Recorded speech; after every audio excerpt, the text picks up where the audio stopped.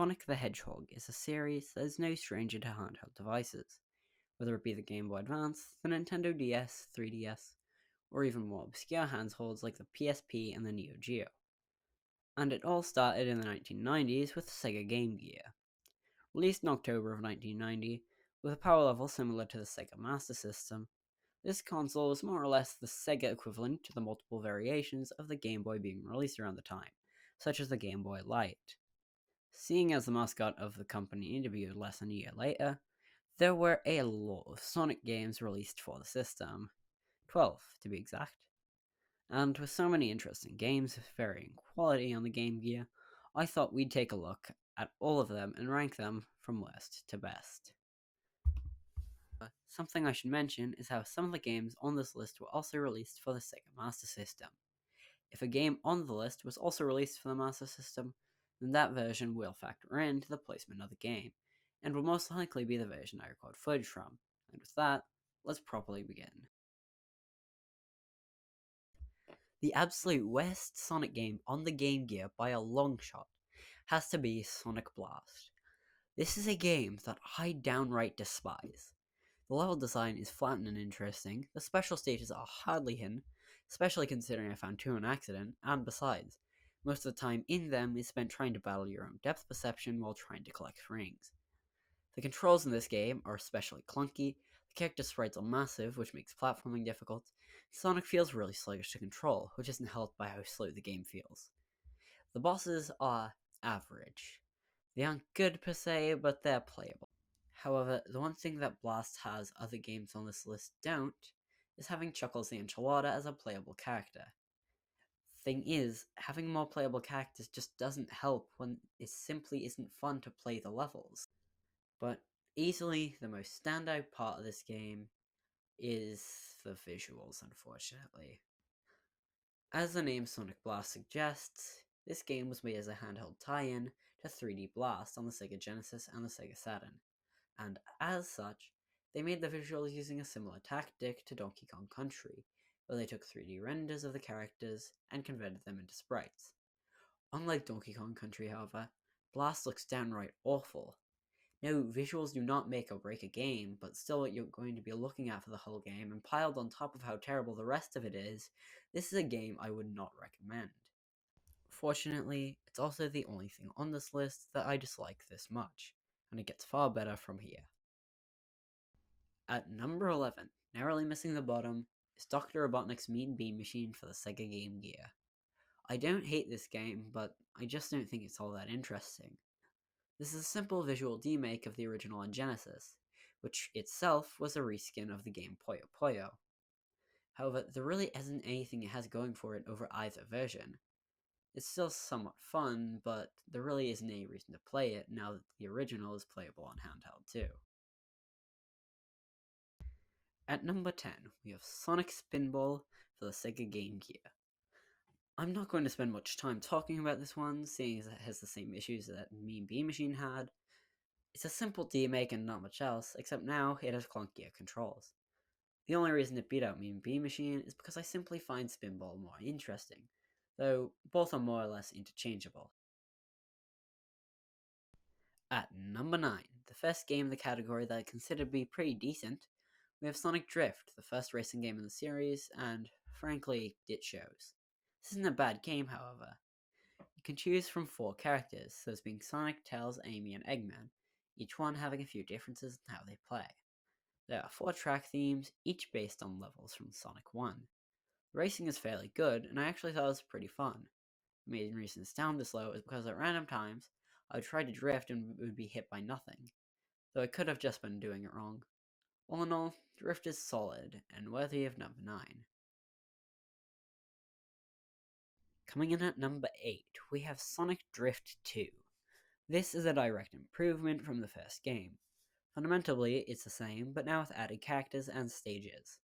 The 2 new characters that are included are Fang the Sniper from Sonic Triple Trouble and Metal Sonic from Sonic CD. Both characters play fairly well, and I ended up playing as Fang for most of my playthrough. The new tracks are all decently good, including newly introduced courses that have an actual beginning and end as opposed to just laps. I ended up enjoying this game quite a lot, however there were 7 more that I simply thought were better. At number 7, we have Tails Sky Patrol. Before this became a Sonic game, there's actually quite a bit of evidence pointing to this once having been a Disney project. This was also a Japanese-only title before it came over to the West with the Sonic Gems collection. You play as Tails, who, for some reason, is now carrying a large ring, and you have to fly through a barrage of obstacles and enemies, collecting power-ups while you do it in order to fight a new group of villains called the Witch Cutters. This is a pretty bizarre game, and I found it was quite enjoyable, well with all the split-second decisions and interesting level layout. Some parts could be confusing for a moment, but becoming understandable quite quickly, such as a large spinning board. The only thing that confuses me about this game is the level of difficulty. After all, Tails is a character that's aimed at younger audiences. Imagine that this would be hard for them to beat. At number 6, defying all logic and reason, is Sonic Labyrinth. I can explain.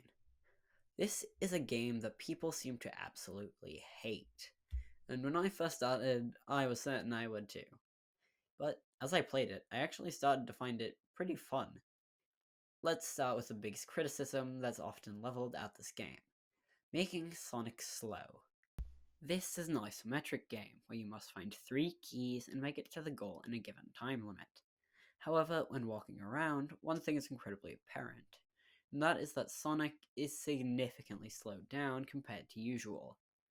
And this has one of the dumbest story reasons behind it in the series. Apparently, Dr. Eggman, with all his 300 IQ, had the genius idea to replace Sonic's shoes with terrible ones in an attempt to slow him down. And for some reason, it actually worked. But the thing is, if walking was the only way to get around, then I'd probably hate this game. But what counters this is the spin dash. Not only does it make you move fast, but you can stop on a dime, meaning most of my time in this game was spent spin dashing. Another complaint that surrounds this game is how all of your keys go flying if you get hit by an enemy, and you need to recollect them if you don't pick them up in time. However, this really only became an issue to me during the later stages. Honestly, I'm not quite sure why I like this game as much as I do, but until I come to my senses, Sonic Labyrinth is staying at number 6. Now, at number 5, we have Tails Adventure. This is yet another Tails solo game where you must fly around levels, doing platforming while fighting a new group of enemies called Cuckoos. The story is quite unique. According to the manual, Tails is vacationing at the newly introduced Tails Island, when suddenly a bunch of bad people start an invasion. Now, I don't understand why the island is named after Tails, but this is a working premise. Getting the biggest problem out of the way is the speed. I know it's more of a Tails game than a Sonic one, but he just moves so slowly here, and this isn't even an attempt at momentum. But outside of that, this is solid. Tails can do all the usual stuff, such as flying with a limit, but now he can also throw bombs to attack the birds. You have an unlimited amount of these and can use them to your leisure. Why bombs, I'm not quite sure, but that is what they went with.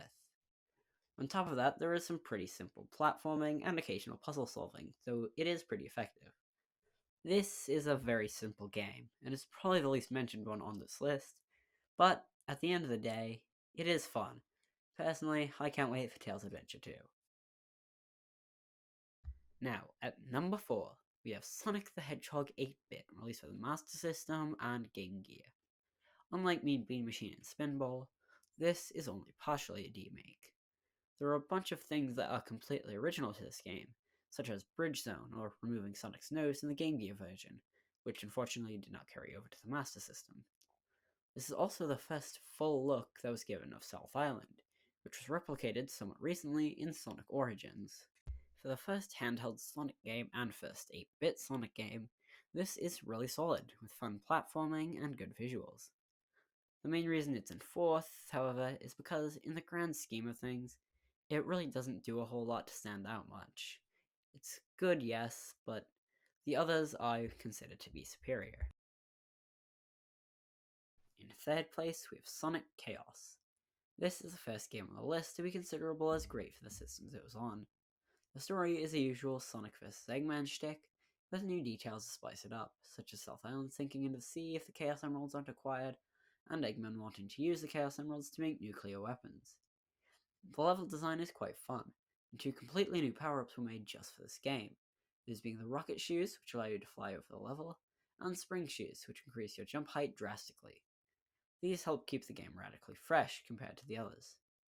Each of the new zones looks absolutely fantastic, with Gigapolis Zone and Mecha Green Hill Zone being my personal favourites. The bosses all have room for improvement as they're all fairly easy, but they're decent overall. However, this game has one major flaw that keeps it from being second, and that is how ridiculously short Sonic Chaos is. Most of the stages can be beaten in under a minute, with some even taking shorter than 30 seconds. This all takes an abrupt 180 though as soon as you reach the final boss, which for some reason is super difficult, especially with ricochet lasers he shoots. But that's the one and only instance of actual difficulty. It's kind of a shame this game is so short, but as is, it sits at number 3. In second place, quite fittingly, is Sonic 2 8-bit. Despite sharing the name as a Genesis game, Sonic 2 for the Genesis and Master System is a completely original game, with all new zones, bosses, and story. In this game, Tails acts kind of like Princess Peach, as he's captured by Eggman and needs to be rescued. Different from the princess, however, getting the bad ending of this game implies that he actually dies, or at least never seen again. Outside of Gimmick Mountain, all the new zones are really good, with Aqua Lake being especially great visually, and Sky High being incredibly confusing. The only zone I have actual problems with is Scrambled Egg Zone, which is home to the stupidest gimmick ever. It's filled with pipes that change your direction by holding down something on the D-pad. This maze is so confusing and so unnecessarily tedious, I wonder why they decided to approve it in the first place. At least the boss at the end is alright. Another thing this game does is being the first to introduce a robotic Sonic double in the form of Silver Sonic, aka Mecha Sonic Mark Zero. The other bosses range from incredibly easy to incredibly easy and I'm just bad at the game. All in all, Sonic 2 has problems, but it's still well worth playing. Now, we've made it all the way to first place. And so, the grand winner of all of this is Sonic Triple Trouble. I don't think that's much of a surprise. Sonic Triple Trouble is a sequel to Sonic Chaos, and this is a genuinely really good Sonic game. The first and biggest thing this game does over the others is try to more emulate the things that made the Genesis trilogy so special, in the way of having cool moments to set it apart. For example, running on a train that's also a boss, or fighting multiple villains, hence the name Triple Trouble. The story is a simple Eggman bad go stop him, but now, apparently he tricked Knuckles into fighting Sonic yet again. I do have a problem with this, mainly because it kind of misrepresents the character. However, something Triple Trouble definitely does right is the new villain, Fang the Sniper. It's kind of a shame he never made it to the main cast. Fang is in the special stages at the end, where you'll start a boss fight for him, or, for the very first stage, he'll be hit by his own trap. He gives this game a lot of its own identity, and it's always fun to fight him. Apart from that, the other bosses are all pretty good and have amazing names such as Wood Butterundorf, Giga Thomas Penn, and Marva Shopopoulos Gao. What? Accompanying these fights, all the gameplay and zones are pretty great. Feels like Chaos if the levels were longer in the best way possible. The two power-ups from Chaos are also here, and in a snow-themed level, we even get a new power-up that's basically a snowboarding section from Ice Cap Zone. All in all, I think this is the closest we've ever gotten to an actual Sonic 4. I know people have said that about Sonic Mania, but this feels more like its own sub-series. And Sonic 4, I don't like Sonic 4. All in all, if you are interested in the Game Gear titles and haven't played this, you should definitely give it a try. And that concludes each and every Game Gear Master System game ranked. Now, these games aren't exactly obscure, but they're definitely overlooked, and it was interesting to see them all side by side. Nothing here is a masterpiece, but they are worth acknowledging as some of Sonic's history in a time where the brand wasn't quite as established as it is today, and it would be cool to see some of these remastered in a collection at some point. Now, if you haven't noticed, this is my very first video, so if you have any critiques on how it can improve, please let me know in the comments below. And with that, thank you so much for watching, and I'll see you in the next one.